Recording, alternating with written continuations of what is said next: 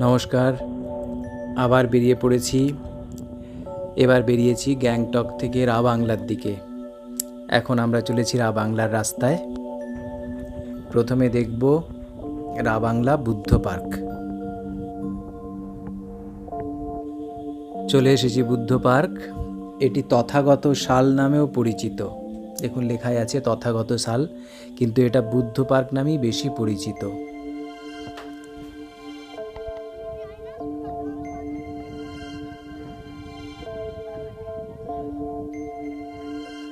বুদ্ধ পার্কে entry fee 50 টাকা per person, আর এটি সকাল 9টা থেকে সন্ধে 6টা পর্যন্ত খোলা থাকে, সেই মতো আসবেন।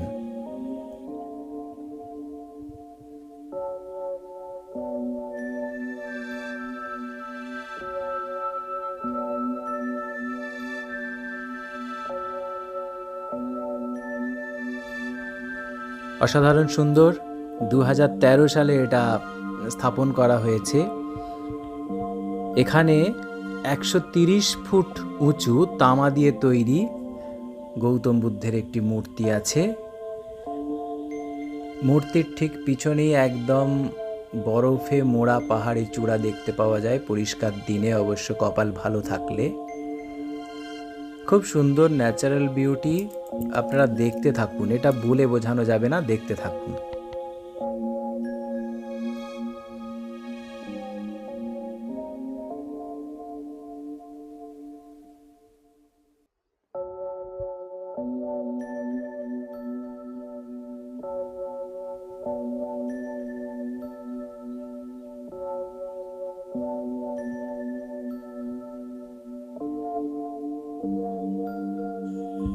বাঁ দিকেই আছে সুন্দর করে সাজানো ঘাস জমি, যেটি বসে থাকার জন্য একবারে আদর্শ। আর ডান দিকেই আছে একটি সুন্দর ফোয়ারা।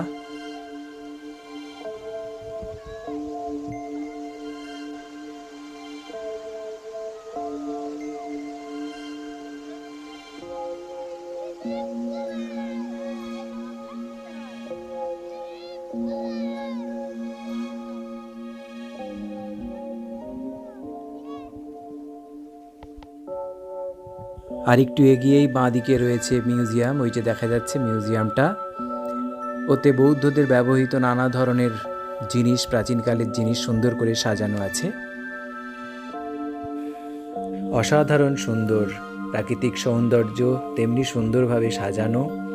আমরা তো ওয়ান ডে ট্যুরে একদিন 1 ঘন্টা 2 ঘন্টার জন্য আসি, এসে মনে হয় যেন দেখেও স্বাদ মিটল না। মনে হয় সারাদিন থাকলে তবে পুরো জায়গাটা ঘুরে ঘুরে ঘুরে ঘুরে এর সৌন্দর্য আহরণ করা যায়। যতই দেখি মনে হয় আশ মেটে না, আরও দেখি আরও দেখি। এই বড় বড় পাত্রগুলো আছে, এতে সকলে পয়সা টয়সা দেয়, অনেক পয়সা জমা আছে দেখলাম। সামনেই জুতো খোলার জায়গা, জুতো খুলে মন্দিরের ভেতরে প্রবেশ করতে হয়। মন্দিরের ভেতরে বুদ্ধের জীবনী খোদাই করা আছে, কিন্তু মন্দিরের ভেতরে ক্যামেরা অ্যালাউ নেই, তাই দেখাতে পারলাম না। খুব সুন্দর গ্যালারি করা আছে, ভেতরে অবশ্যই ঢুকে দেখবেন। উপর পর্যন্ত যাবেন, সিঁড়ি করা আছে সুন্দর, উপর পর্যন্ত যাওয়া যায়, গিয়ে দেখবেন। এটা মন্দিরের চারপাশটা ঘুরে ঘুরে দেখালাম।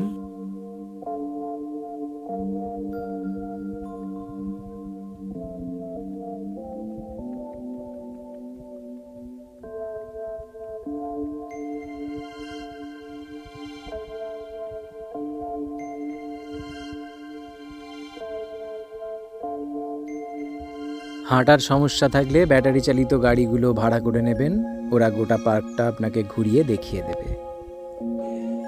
এই সেই মিউজিয়াম।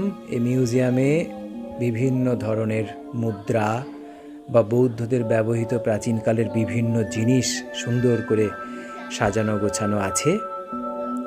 অবশ্যই মিউজিয়ামটিতে একবার ঢু মারবেন।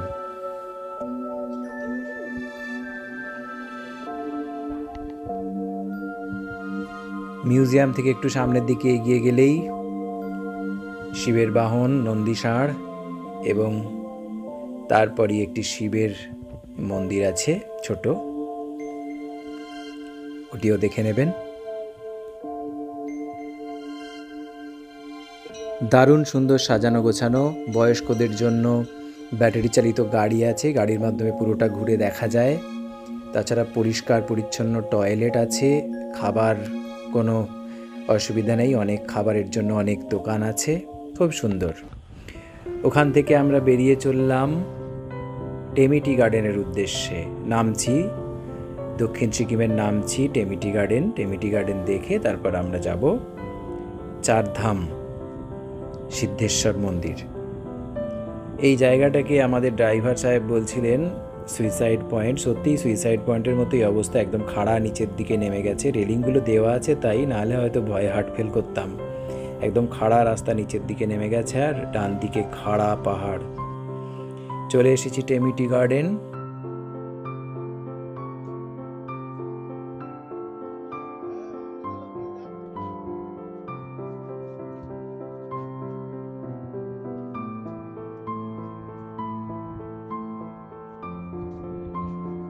টেমিটি গার্ডেনে ঢোকার জন্য এইখানে টিকিট কাটতে হয়, টিকিট কেটে তারপর ঢুকতে হয়।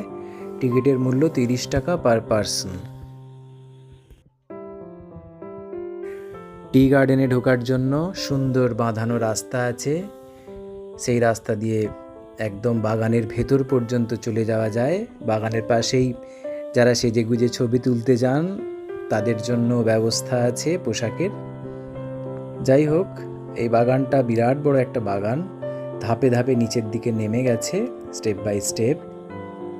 নিচের দিকেও রাস্তা আছে, রাস্তা দিয়ে গিয়ে এর নিচেও নামা যায়। আমরা ওপরের ধাপেই নেমেছিলাম, আমাদের আরেকটি দল তারা নিচের ধাপে নেমেছিল। একই সেম টু সেম দেখতে এই পর্যন্ত, কিন্তু দারুণ। টেমিটি হলো সিকিমের একমাত্র চা বাগান। এর চা স্বাদে এবং গন্ধে অতুলনীয়। গেলে অবশ্যই চা খেয়ে আসবেন এবং নিয়েও আসবেন।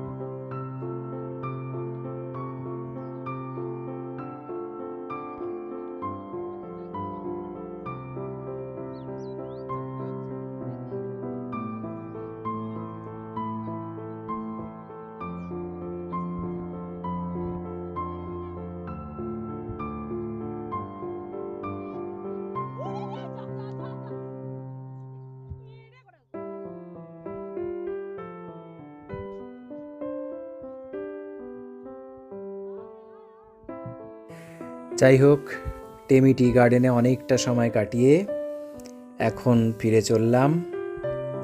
এবার গন্তব্য নামছি চারধাম সিদ্ধেশ্বর মন্দির। চলে এসেছি সিদ্ধেশ্বর ধাম, সামনেই একটা রেপ্লিকা করা আছে। এখানেও টিকিট কেটে তারপর ভেতরে ঢুকতে হয়। এন্ট্রি ফি 50 টাকা পার পারসন। সিঁড়ি দিয়ে উঠেই ডান দিকে জুতো রাখার ঘর, ফ্রিতেই জুতো রাখা যায়। সেখানে জুতো রেখে তারপর মন্দির দেখতে বেরিয়ে পড়ুন।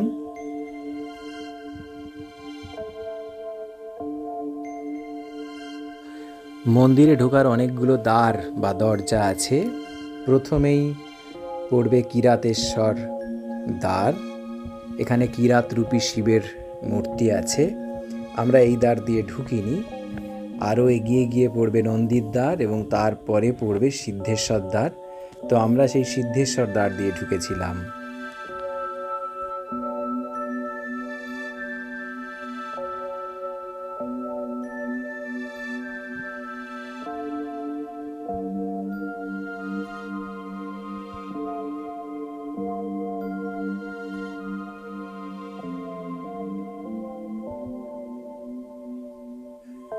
এই হলো নন্দীশ্বর দ্বার। এখান দিয়েও ভেতরে ঢোকা যায়, কিন্তু আমরা চেয়েছিলাম এক ধার থেকে শুরু করে গোটা মন্দিরটা কভার করতে। আসলে এর আগের বারও আমরা গেছিলাম বছর 4 আগে, সেবারে গোটাটা কভার করা হয়নি, হ্যাপাজার্লি হয়ে গেছিলো। সেজন্য এইবারে চেষ্টা করেছি এক ধার থেকে গোটা চত্বরটাকে কভার করতে। সেই জন্য আমরা এক ধার দিয়ে যাচ্ছি। একদম শেষ মাথায় গিয়ে এই যে সিদ্ধেশ্বর দ্বার, এই সিদ্ধেশ্বর দ্বার দিয়ে ভেতরে প্রবেশ করব, তারপর গোল হয়ে গোটাটা একসাথে ঘুরব। এই মন্দিরটি নামচি শহর থেকে 5 কিলোমিটার দূরে একটি পাহাড়ের মাথাকে কেটে কেটে বানানো হয়েছে। পাহাড়ের সবচেয়ে উঁচু স্থানে ভগবান শিবের 108 ফুট উঁচু একটি মূর্তি আছে।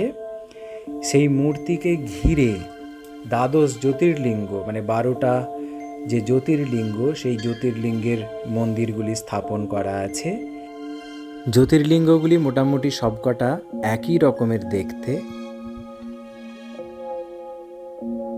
যাই হোক, এটি নামচি চারধাম নামে বেশি পরিচিত। এখানে হিন্দুদের যে পবিত্র 4টি তীর্থস্থান, সেই 4টি তীর্থস্থানের রেপ্লিকা রাখা আছে।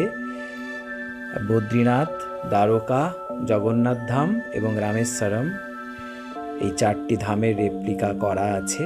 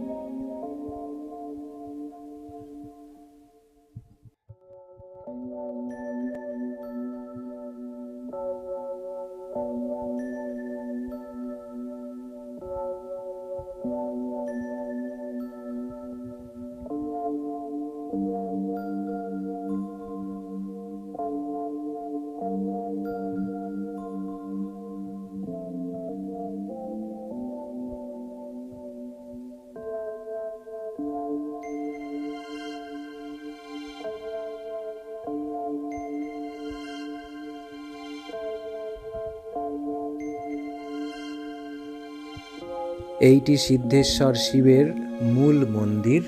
মূল মন্দিরটি অসম্ভব সুন্দর সাজানো। সামনেই একটি বড় শিবলিঙ্গ আছে, পরিষ্কার পরিচ্ছন্ন করার কাজ চলছে।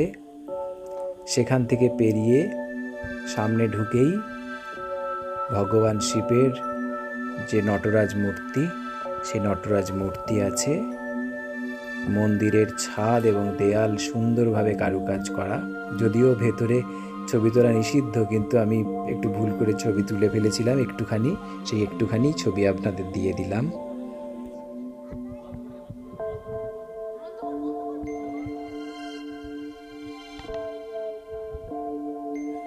অসাধারণ সুন্দর। কেউ যদি ধর্মপ্রাণ নাও হন, শুধুমাত্র এই জায়গার যে ন্যাচারাল বিউটি, সেটা দেখার জন্যই আপনি বারবার ছুটে যাবেন। চারপাশ ঘিরে এর সৌন্দর্য এত সুন্দর, ঘুরে ঘুরে ঘুরে ঘুরে আপনার সময় দারুণ কেটে যাবে। খুব সুন্দর। আমি তো এর আগেও গিয়েছিলাম, আবার এলাম এর টানে।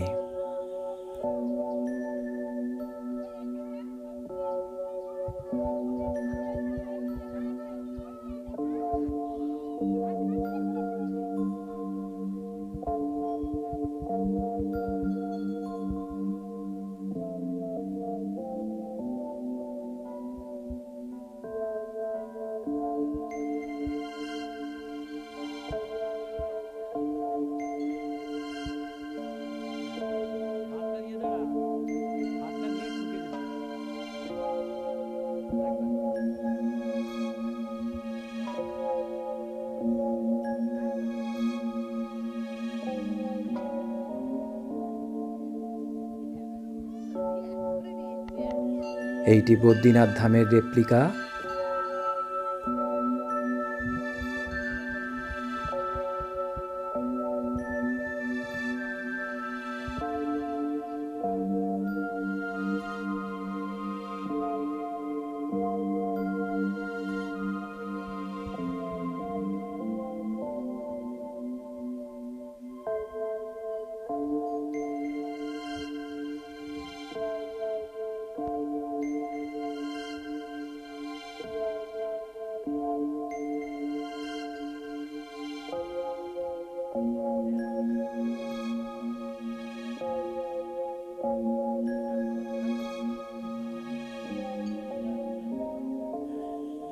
এটি জগন্নাথ ধামের রেপ্লিকা।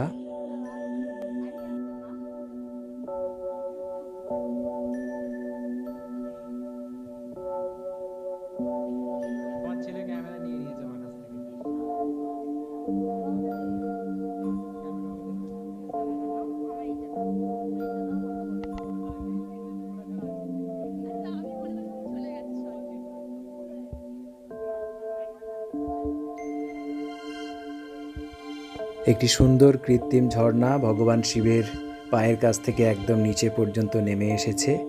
যদিও আমরা যখন যাই তখন সেটি চলছিল না, হয়তো অন্য কোনো সময় চলে।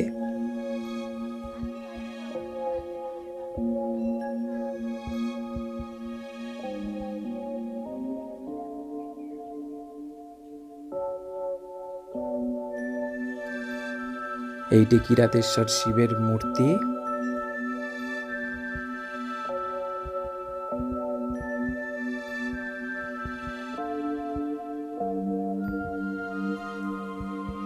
এইটি রামেশ্বরম মন্দিরের রেপ্লিকা।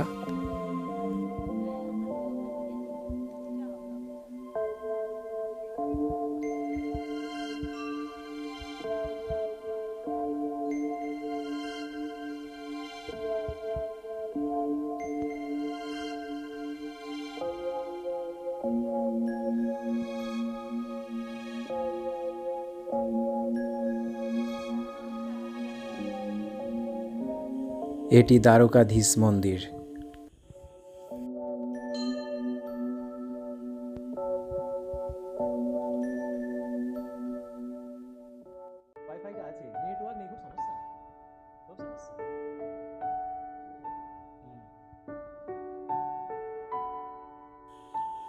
আমাদের হোটেল একবারে মন্দির চত্বরেই, মন্দির লাগোয়া। চলে এসেছি হোটেলে। অসাধারণ সুন্দর হোটেলটা। রেট আগে হোটেলটা দেখে নিন, সেই অনুযায়ী রেট চার্টটা আমি দিয়ে দিয়েছি, পছন্দ হলে থাকবেন। অসাধারণ সুন্দর হোটেল, কিন্তু দামের সঙ্গে মানানসই। একদম হোটেলের ব্যালকনিতে দাঁড়িয়ে দাঁড়িয়ে আপনি বাইরের মন্দিরের প্রকৃতিটাকে উপভোগ করতে পারবেন।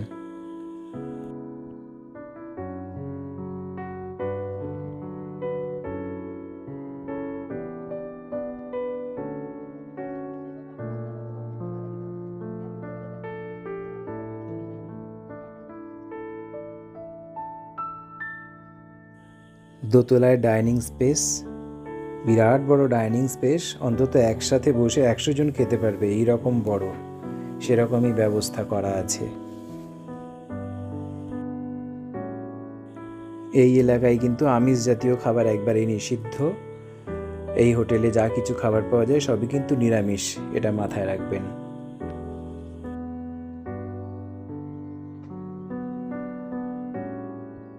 হোটেল যাত্রী নিবাস, কন্ট্যাক্ট নাম্বার এবং রুম ট্যারিফটা একটু পজ করে দেখে নিন।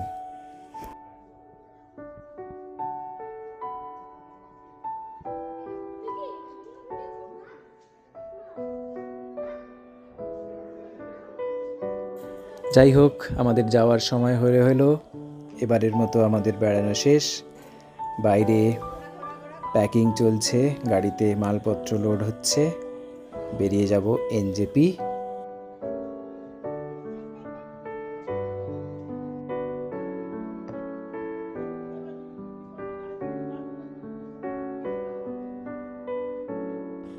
কিতাম বার্ড স্যাংচুয়ারির মধ্য দিয়ে যাওয়ার সময়তে একটি ময়ূর এবং ময়ূরী নাচ দেখিয়ে গেল। এই যে ময়ূর এখনো নেচে চলেছে, তার পাশেই ময়ূরী আছে, ছবিতে দেখতে পাওয়া যাচ্ছে না। এটা হলো তিস্তা ব্যারেজ। এবারের মতো যাত্রা শেষ। একটু পরেই আমরা পৌঁছে যাব এনজেপি স্টেশন। সঙ্গে থাকার জন্য সকলকে ধন্যবাদ। আবার দেখা হবে অন্য কোনো জায়গায়, অন্য কোনো ভিডিওর সাথে। নমস্কার।